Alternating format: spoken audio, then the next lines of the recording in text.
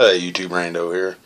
So we're finally getting around to doing the review on the Springfield XDS-9 we picked up, I don't know, maybe it's been about 3 or 4 months. I've been EDCing this gun since we picked it up, by the way.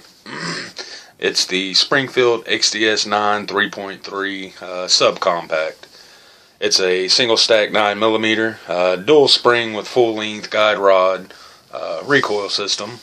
Weighs 23 ounces empty, 4.4 inches from here to here, and has, of course, a 3.3 inch barrel. This is the flush mag that comes with it. It's a 7-round mag, but they do sell, and this is what I EDC it with, or it came with I didn't buy it separate. It actually came with the gun. It's an 8-round mag, and it has the what the hell do they call it? The mid extension. The mid-mag extension, made by Springfield as well. Let's see. Price point on this gun's right around $500. You should be able to pick it up for less than that. If you do a little bit of shopping, I've seen them on sale for as low as like $429, $439, somewhere right in there. It has rear dovetail sights. And the gun has been safety checked already, by the way. And it has fiber optic fronts. And they do, see if I can set this back up there right.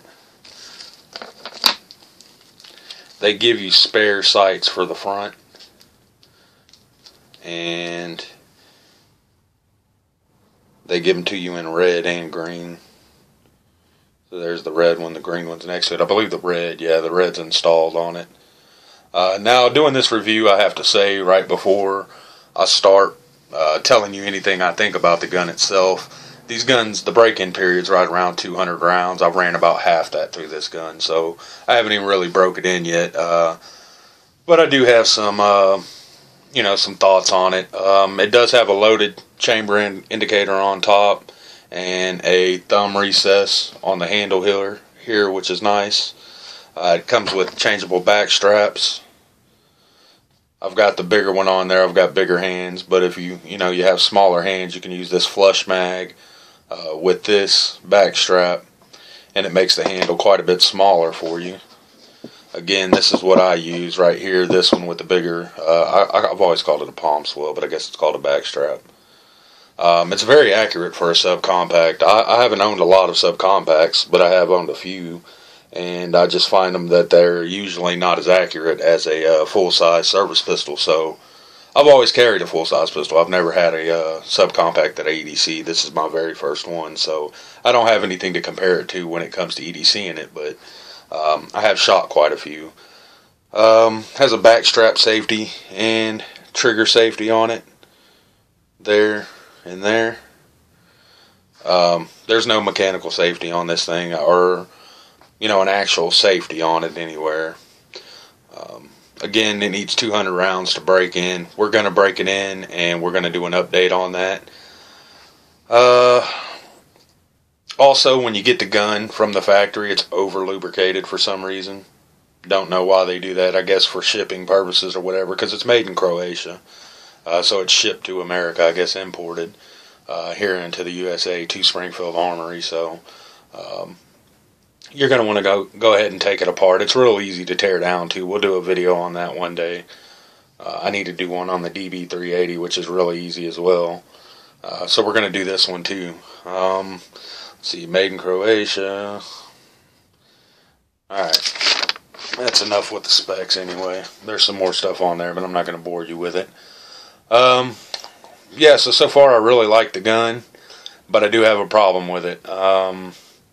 I've only shot, what are they, the companion rounds, the gold dot companion rounds.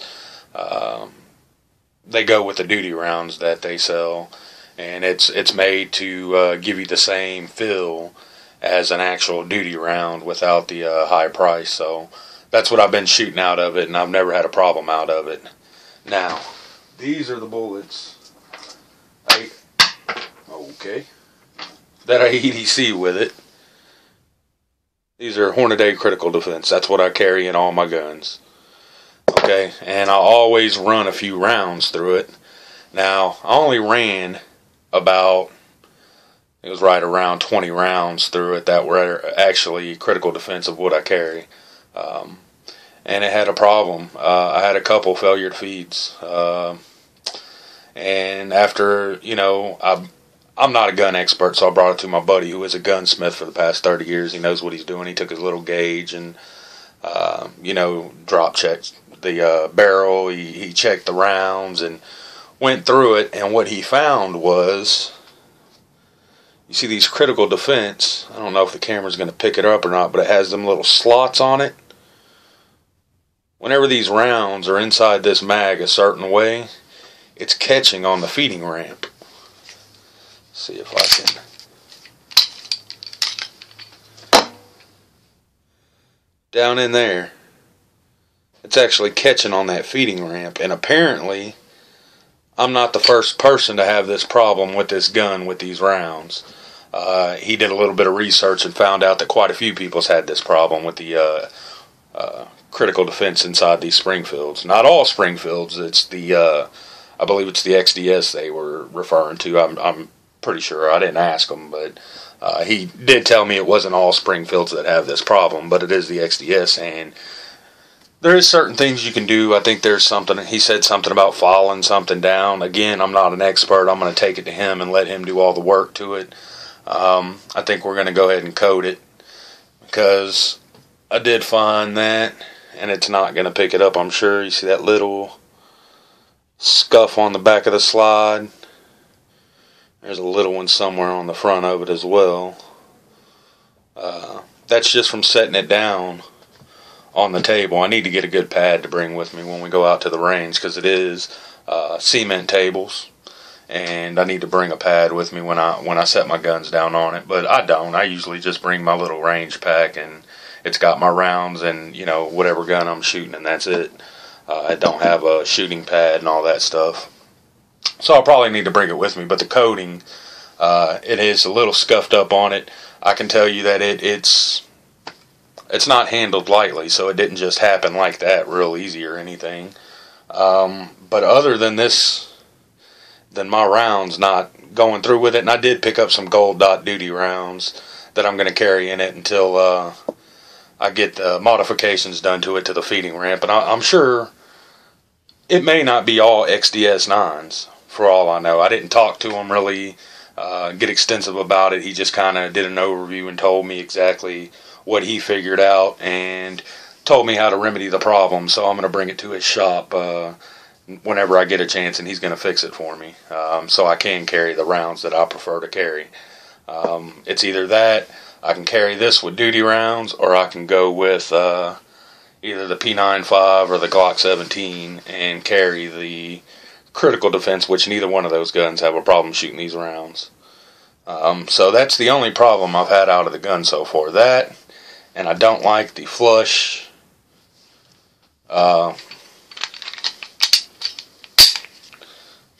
I don't like the flush magazine there, because I can only get 2 fingers on it. Like I say, I do like that thumb recess. That's nice.